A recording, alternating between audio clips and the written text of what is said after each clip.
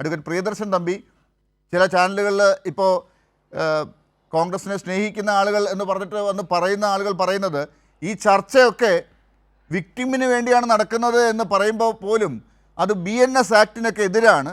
BNS 72 അനുസരിച്ച് ഈ കാര്യങ്ങളൊന്നും സംസാരിക്കാനേ പാടില്ല. ഇത് വിക്ടിമിന് വേണ്ടി പറയുന്നതല്ല. ഇതിൻ്റെ ഗുണഭോക്താക്കൾ ഒരു പ്രത്യേക പാർട്ടിയും സർക്കാരുമൊക്കെയാണ്. ഈ തെരഞ്ഞെടുപ്പാണ് ലക്ഷ്യം.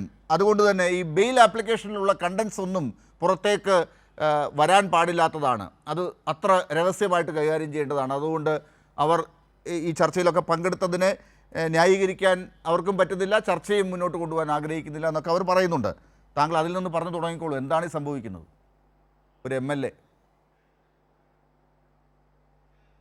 അല്ല, നമുക്കെല്ലാവർക്കും അറിയാം, ഈ തീരത്തോടടുക്കുന്നത് പോലെ ഒന്നിനു പുറകെ ഒന്നായി സമാനതകളില്ലാതെ സംഭവങ്ങൾ ഉണ്ടായിക്കൊണ്ടിരിക്കുകയാണ്. ഒറ്റപ്പെട്ട സംഭവമായി ഇതിനെ കാണാൻ കഴിയില്ല. അപ്പോൾ സപ്പോസ് ഒരു ഒറ്റപ്പെട്ട ഇൻസിഡൻറ്റ് ആണ് ഇതുണ്ടായിരിക്കുന്നത്. രണ്ട് വ്യക്തികൾ തമ്മിൽ, പ്രായപൂർത്തിയായ രണ്ട് വ്യക്തികൾ തമ്മിൽ വിവാഹം കഴിക്കുന്നു. അവർ വിവാഹം കഴിച്ചിട്ട് അവർക്ക് പിണങ്ങാമെങ്കിൽ, പ്രായപൂർത്തിയായ രണ്ട് ഫ്രണ്ട്സ് തമ്മിൽ അവർ പിണങ്ങുമ്പോൾ അതൊരു റേപ്പ് കേസിന് കോൺസ്റ്റിറ്റ്യൂട്ട് ചെയ്യാൻ പാടില്ല എന്നുള്ളതാണ് ഇപ്പോഴത്തെ സുപ്രീം കോടതിയുടെ പ്രൊപ്പോസിഷൻ ഓഫ് സെറ്റിൽഡ് പൊസിഷൻ. പക്ഷെ അതും ഈ കേസിൻ്റെ ഈ ഫാക്ട്സ്, കാരണം ഓരോ കേസിനെ നമ്മൾ സമീപിക്കുമ്പോൾ ഓരോ കേസിൻ്റെയും അറ്റൻഡിങ് ഫാക്ട്സ് ആൻഡ് സർക്കംസ്റ്റാൻസ് വെച്ചിട്ടേ ആ കേസിനെ സമീപിക്കാൻ കഴിയുള്ളൂ.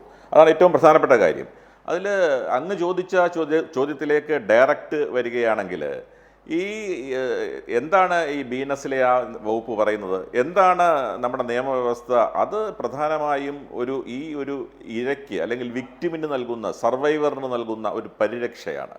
ആ പരിരക്ഷയാണ് ഇതിൻ്റെ ഏറ്റവും പ്രധാനപ്പെട്ട ഒരു എന്താ പറയുക, ഒരു രജതരേഖ എന്നൊക്കെ തന്നെ പറയാം ഈ നിയമത്തിൻ്റെ, ഈ ആക്ടിൻ്റെ. അതായത് ഈ നേരത്തെ ഇവിടെ ശരിയായ രീതിയിൽ ഡോക്ടർ PK ഗോപൻ അവറുകൾ സൂചിപ്പിച്ചതുപോലെ ഈ സ്ത്രീകൾ വിക്ടിമായി വരുന്ന ഇതുപോലത്തെ സെക്ഷൽ അബ്യൂസ് കേസസിൽ ഡിലേ ഒരിക്കലും ഫാറ്റലല്ല. ഞാൻ കഴിഞ്ഞ ദിവസം ഒരു ചാനൽ ചർച്ചയിൽ അത് പറയുകയുണ്ടായി. ഡിലേ ഒരു കാരണവശാലും, ഇപ്പോൾ ബഹുമാന്യനായ ജോർജ് സാർ ഇവിടെ സൂചിപ്പിച്ചു, അത് ശരിയല്ല എന്നുള്ള അഭിപ്രായക്കാരനാണ് ഞാൻ. കാരണം ഒരു സ്ത്രീയെ സംബന്ധിച്ചിടത്തോളം മൾട്ടിപ്പിൾ റീസൺസ് ഉണ്ടാകും. അവർ ജീവിക്കുന്ന സാമൂഹ്യ പശ്ചാത്തലം, അവർ ജീവിക്കുന്ന സാംസ്കാരിക പശ്ചാത്തലം, ഭയം ഉണ്ടാകും. അപ്പോൾ ചിലപ്പോൾ ഒരു ആ സ്ത്രീക്ക് ഒരു സെക്ഷൽ അസോൾട്ട് ഉണ്ടാകുന്നു. അവർക്ക് ആ ഒരു സന്ദർഭത്തിൽ അല്ലെങ്കിൽ ആ ഒരു മാസം അവർക്ക് പരാതി കൊടുക്കാൻ കഴിയുന്നവരില്ല. ചിലപ്പോൾ 1 വർഷം കഴിഞ്ഞായിരിക്കും അവർ പരാതിയുമായി മുന്നോട്ട് വരുന്നത്. ആ പരാതിയുമായി അവർ മുന്നോട്ട് വരാൻ കാരണം എന്തെങ്കിലും ഒരു ഹോണ്ട് ചെയ്യുന്നു അവരെ, ആ ഒരു പഴയ ഓർമ്മ അവരെ തൊട്ടുണർത്തിയാൽ ആ തൊട്ടുണർത്തലിൻ്റെ പേരിൽ ചിലപ്പോൾ അവർ പരാതിയുമായി വന്നേക്കാം. അപ്പോൾ അതുകൊണ്ട്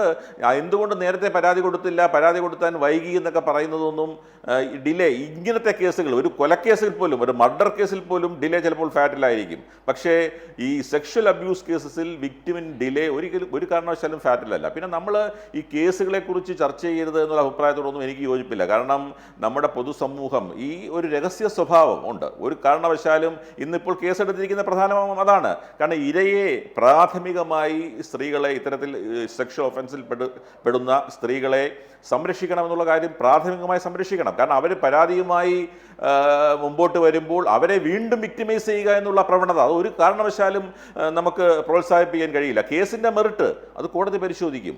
ആ കോടതി പരിശോധിക്കപ്പെടേണ്ട കാര്യങ്ങൾ ചർച്ച ചെയ്യുമ്പോഴാണ് അത് സബ്ജുഡീസ് ആകുന്നത്. കാരണം എല്ലാ കേസിനും അതിൻ്റെ ചില മെറിറ്റ്സ് ഉണ്ടാകും. അതൊക്കെ ഇഴകീറി പരിശോധിക്കേണ്ടതും തെളിവ് നിയമത്തിലെയും ഇന്ത്യൻ ഇതുപോലെയുള്ള സുപ്രീം കോടതിയുടെ പല വിധിന്യായങ്ങളൊക്കെ വെച്ച് ആ കേസ് നിൽക്കുമോ അല്ലെങ്കിൽ ആ ഇന്ന ഒഫൻസ് നിൽക്കുമോ എന്നൊക്കെ പിന്നീടാണ് പരിശോധിക്കപ്പെടുന്നത്. പക്ഷേ പ്രധാനമായും ആ വകുപ്പിൽ പറയുന്നത് ഇരയുടെ പേര് വലിച്ചഴക്കുക, അവരുടെ ഐഡന്റിറ്റിയെ സൂചിപ്പിക്കുന്ന സൂചകങ്ങൾ നൽകുക, അതൊക്കെയാണ് പലരും ചെയ്യുന്നത്. കാരണം അത്തരത്തിൽ ഒന്നും ചെയ്യാൻ പാടില്ല.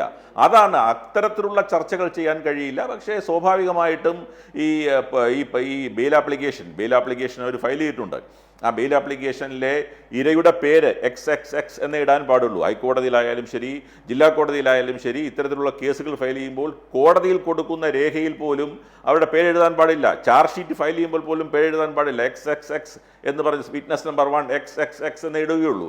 എന്നാൽ ആ ബെയിൽ ആപ്ലിക്കേഷനിലെ കണ്ടൻസ് പബ്ലിക് ഡൊമൈനിലുള്ള കാര്യങ്ങളാണ്. കാരണം അതിപ്പോൾ പുറത്തു വന്നിട്ടുള്ള കാര്യങ്ങളാണ്. അപ്പോൾ അതിൻ്റെ മെറിറ്റിനെ കുറിച്ചല്ല, അതിൽ പറഞ്ഞിരിക്കുന്ന കാര്യങ്ങളെക്കുറിച്ച് പബ്ലിക്കിന് അറിയാനുള്ള അവകാശമുണ്ട്. യാതൊരു സംശയമില്ല അക്കാര്യത്തിൽ. അപ്പോൾ അതിനകത്തൊന്നും നിയമവിരുദ്ധമായിട്ട് യാതൊരു കാര്യങ്ങളുമില്ല. ഇത് ഞാൻ നേരത്തെ സൂചിപ്പിച്ചതുപോലെ ഇതൊരു ഒറ്റപ്പെട്ട സംഭവമല്ല എന്നുള്ളതാണ് ഏറ്റവും പ്രധാനപ്പെട്ട കാര്യം. ഒന്നിനു പുറകെ ഒന്നായി ഈ സംഭവങ്ങളൊക്കെ എത്രയെത്ര സംഭവങ്ങളാണ് ഇപ്പോൾ പുറത്തു വന്നുകൊണ്ടിരിക്കുന്നത്. ഇതിലെ ഏറ്റവും പ്രധാനപ്പെട്ട ഈ ഒഫൻസിൽ തന്നെ ഏറ്റവും പ്രധാനപ്പെട്ട സീരിയസ് ആയിട്ടുള്ള ഒഫൻസ് ഞാൻ കാണുന്നത് ഈ 376-നേക്കാൾ കൂടുതൽ ഈ രണ്ടാമത്തെ ഒഫൻസാണ്. കാരണം ഈ ഗർഭം നശിപ്പിക്കുവാൻ വേണ്ടി ശ്രമിച്ചു എന്നുള്ളത് വളരെ സീരിയസ് ആയിട്ടുള്ള ഒരു ഒഫൻസാണ്. അതിലെ ചില കാര്യങ്ങൾ ചില അഡ്മിഷനും വന്നിട്ടുണ്ട് അതുമായി ബന്ധപ്പെട്ടുകൊണ്ടുള്ള. അപ്പോൾ അതൊക്കെ പോലീസ് തീർച്ചയായിട്ടും പരിശോധിക്കുന്നുണ്ടെന്നാണ് മനസ്സിലാക്കാൻ കഴിഞ്ഞത്. ഈ ശബ്ദശകലങ്ങളൊക്കെ പരിശോധനയ്ക്ക് അയച്ചിരിക്കുന്നു.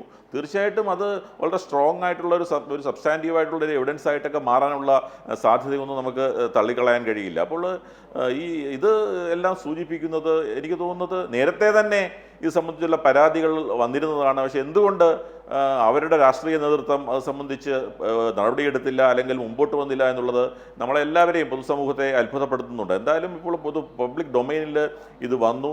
തീർച്ചയായിട്ടും അത് ഈ ഒരു പ്രാഥമിക അവസരത്തിൽ നമ്മൾ ഈ ഇരയോടൊപ്പം നിൽക്കുക എന്നുള്ളതാണ് നമ്മൾ ഈ രംഗത്ത് പ്രവർത്തിക്കുന്നവർ എല്ലാവരും രാഷ്ട്രീയം നോക്കിയല്ല മറിച്ച് ചെയ്യേണ്ടത് എന്നുള്ള അഭിപ്രായക്കാരാണ് ഞാൻ. പല കേസുകളിലും അത്തരമൊരു നിലപാടെടുത്തിട്ടുള്ള ആളാണ് ഞാൻ. കാരണം ഈ ഒരു തരണത്തിൽ പിന്നീട് അത് കോടതിയിൽ വരുമ്പോൾ അതിൻ്റെ മെറിറ്റൊക്കെ കോടതി തീരുമാനിക്കട്ടെ. പക്ഷേ ഇത്തരത്തിലുള്ള ആളുകൾ ഇത്തരത്തിലുള്ള അവരുടെ അധികാരം ഉപയോഗിച്ചുകൊണ്ട് അവരുടെ പദവി ഉപയോഗിച്ചുകൊണ്ട് ഈ പറയുന്ന അതിജീവിതകളെ യൂസ് ചെയ്യുന്നു എന്നുള്ളതാണ് ഏറ്റവും പ്രധാനപ്പെട്ട ഒരു കാര്യം. കാരണം ഈ whether consent was obtained through free will എന്നുള്ളതാണ് ഏറ്റവും പ്രധാനപ്പെട്ട കാര്യം. കാരണം കൺസെൻറ്റ് ഏതൊരു പ്രായപൂർത്തി ആളുമായിക്കോട്ടെ, ഞാനൊരു പ്രായപൂർത്തിയായ ഒരാളാണ്, ഞാനൊരു സ്ത്രീയുമായി ലൈംഗിക ബന്ധത്തിൽ ഏർപ്പെടുവാനുള്ള കൺസെൻറ്റ് ആ സ്ത്രീയിൽ നിന്ന് ഒബ്റ്റെയിൻ ചെയ്യുന്നത് ഫാൾസ് പ്രോമിസ് ആണോ, ഫാൾസ് വാഗ്ദാനങ്ങൾ കൊടുത്തിട്ടാണോ എന്നുള്ളതാണ് ഏറ്റവും പ്രധാനപ്പെട്ട കാര്യം. അപ്പോൾ അത്തരത്തിൽ അധികാരത്തിൽ ഇരിക്കുന്നവർക്ക് ആ ഒരു ഡൊമൈനുണ്ട്, അവർ ആ ഒരു പദവിയിലിരിക്കും. സാധാരണക്കാരനല്ല, കേരളമാകെ അറിയപ്പെടുന്ന ഒരു സെലിബ്രേറ്റഡ് ആയിട്ടുള്ള ഒരു വ്യക്തിയാണ്. അപ്പോൾ അദ്ദേഹത്തെ പോലുള്ള ആളുകൾ